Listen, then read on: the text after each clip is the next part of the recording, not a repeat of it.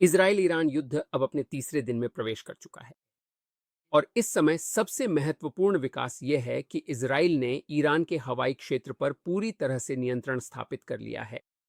मैंने मूल रूप से यह कहने की योजना बनाई थी कि यह कदम इजराइल के लिए कई रणनीतिक विकल्प खोलता है, लेकिन पिछले कुछ घंटों में ईरान के हमले के बाद यह पहले से ही स्पष्ट है कि इजराइल ने कौन सा रास्ता चुना है और यह ईरान शासन के अंत की शुरुआत को चिह्नित करता है।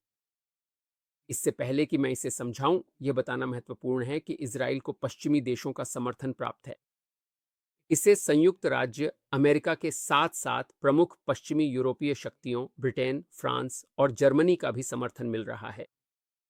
दुर्भाग्यवश आजकल इस तरह के समर्थन को स्वाभाविक नहीं माना जा सकता।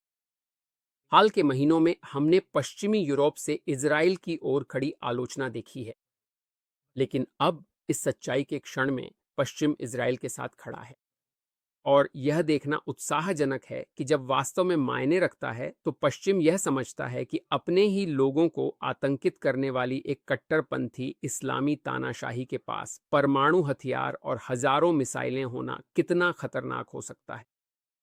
आज की दुनिया में इसके लिए भी धन्यवाद कहना बनता है। पिछले 24 घंटों में सबसे महत्वपूर्ण विकास इजरायली वायुसेना का ईरान के आकाश पर पूर्ण हवाई प्रभुत्व रहा है।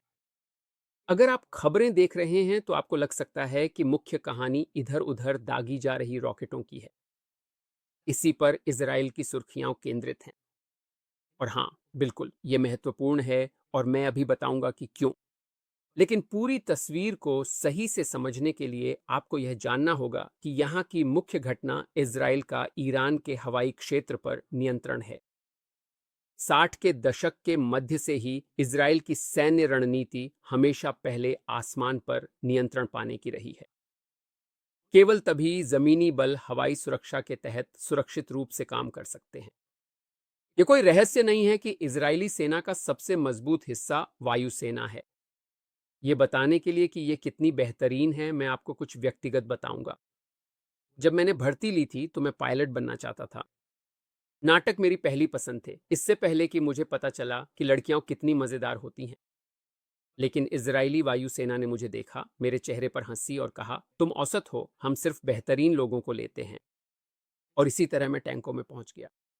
खैर, इस वायु शक्ति रणनीति की पहली असली परीक्षा 1967 में 6 दिवसीय युद्ध में हुई थी। सिर्फ 3 घंटों में इजराइल ने मिस्र और सीरिया की वायुसेनाओं को पूरी तरह नष्ट कर दिया, जिससे निर्णायक जीत का रास्ता साफ हो गया। 6 साल बाद यौम किप्पुर युद्ध में मिस्र ने खुद को एंटी एयरक्राफ्ट मिसाइलों से लैस कर लिया था, जिससे इजरायली वायुसेना को भारी नुकसान हुआ। बेशक 1973 से आज तक अनगिनत अन्य सैन्य घटनाएं हुई हैं, लेकिन मुख्य रणनीति में कोई बदलाव नहीं आया है। हमारे विमानों के लिए खतरे को खत्म करो और फिर हवाई श्रेष्ठता का इस्तेमाल कर युद्ध क्षेत्र पर हावी हो जाओ। और यही ठीक ठीक ईरान में हुआ। सबसे पहले इजराइल ने ईरान की वायु रक्षा प्रणालियों को नष्ट किया। फिर इजरायली वायु सेना ने सरकार द्वारा निर्धारित 2 मुख्य लक्ष्यों पर हमला किया: ईरान का परमाणु कार्यक्रम और उसकी बैलिस्टिक मिसाइल क्षमता। यह मिशन अभी पूरा नहीं हुआ है। ईरान एक विशाल देश है, इसलिए इजराइल को उन अधिकांश लक्ष्यों को निशाना बनाने में कुछ और दिन लगेंगे। यह वीडियो मूल रूप से उस क्षण पर चर्चा करने के लिए था जब इजराइल ने हवाई श्रेष्ठता हासिल की और कौन कौन से रणनीतिक विकल्प खुल सकते हैं।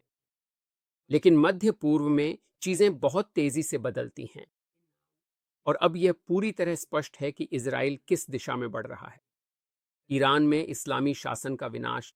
मुझे उम्मीद है कि अली खामेनेई, ईरान के सर्वोच्च नेता, ने अपना नाश्ता अच्छे से किया होगा, क्योंकि यह पूरी संभावना है कि वह डीएनए तक नहीं पहुंच पाएंगे।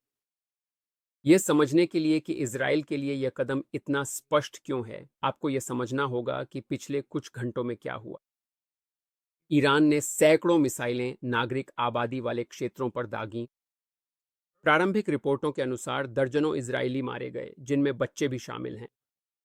ये इजराइल के लिए एक लाल रेखा है।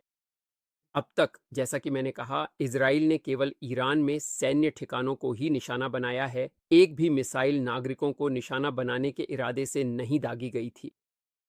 ईरान के पास एक विकल्प था, वे इजरायली सैन्य ठिकानों या परमाणु स्थलों को निशाना बना सकते थे, लेकिन इसके बजाय उन्होंने नागरिकों पर हमला करने का फैसला किया। अगर आप अंतर्राष्ट्रीय मीडिया कवरेज देखें तो यह अंतर वहां मौजूद नहीं है। और मैं सच में वह इंसान नहीं बनना चाहता जो कहे कि सब आपसे झूठ बोल रहे हैं और सिर्फ मैं ही सच बता रहा हूं। लेकिन सब आपसे झूठ बोल रहे हैं और सिर्फ मैं ही सच बता रहा हूं। खैर, शायद झूठ नहीं, चलिए कहें कि तोड़ मरोड़ कर और हेरफेर कर रहे हैं। सीएनएन को देखिए, ईरान और इजराइल ने हमले किए जैसे कि संघर्ष जारी है। और बीबीसी, ईरान ने इजराइल पर मिसाइलों की नई लहर छोड़ी जबकि इजरायली वायुसेना ने तेहरान में ठिकानों पर हमला किया। ये सुर्खियां ही असल में वजह है कि लोग समझ नहीं पाते कि असल में क्या हो रहा है। इन शीर्षकों से ऐसा लगता है जैसे बस एक साधारण जवाबी कार्रवाई हो रही है। इजराइल हमला करता है, ईरान जवाब देता है, बस इतना ही। लेकिन इजराइल के लिए सैन्य ठिकानों को निशाना बनाने और नागरिकों को निशाना बनाने में बहुत बड़ा फर्क है। और यही फर्क इजराइल के अगले कदम को तय करेगा। और जाहिर है, सबसे बेईमान हेडलाइन मेरे दोस्तों से आती है वी लव टेरर से, जिसे अल जजीरा के नाम से भी जाना जाता है। तेहरान में इजराइल द्वारा आवासीय सैन्य क्षेत्रों पर बमबारी के बाद सदमा और डर। रुकिए एक सेकंड, क्या मैंने अभी अभी नहीं कहा था कि इजराइल नागरिकों को निशाना नहीं बना रहा है? लेकिन अल जजीरा इसका उल्टा दावा कर रहा है कि इजराइल आवासीय इलाकों पर बमबारी कर रहा है। तो सच कौन बोल रहा है? आइए उनके अपने लेख को देखें। यहां तक कि फोटो में भी आप साफ देख सकते हैं कि इजराइल ने सिर्फ एक इमारत को समतल नहीं किया। ये एक सटीक लक्षित हमला है। लेकिन निशाना कौन था?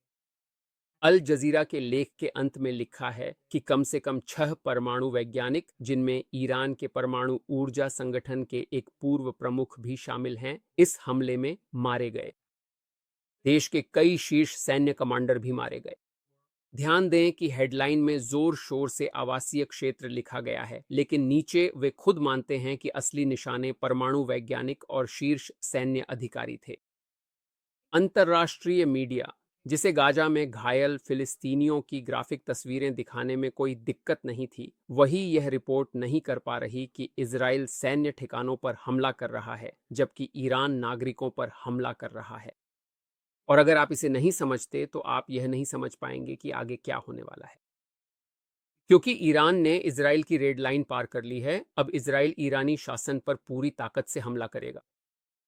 इजराइल बिना वजह नागरिकों पर बमबारी नहीं करेगा।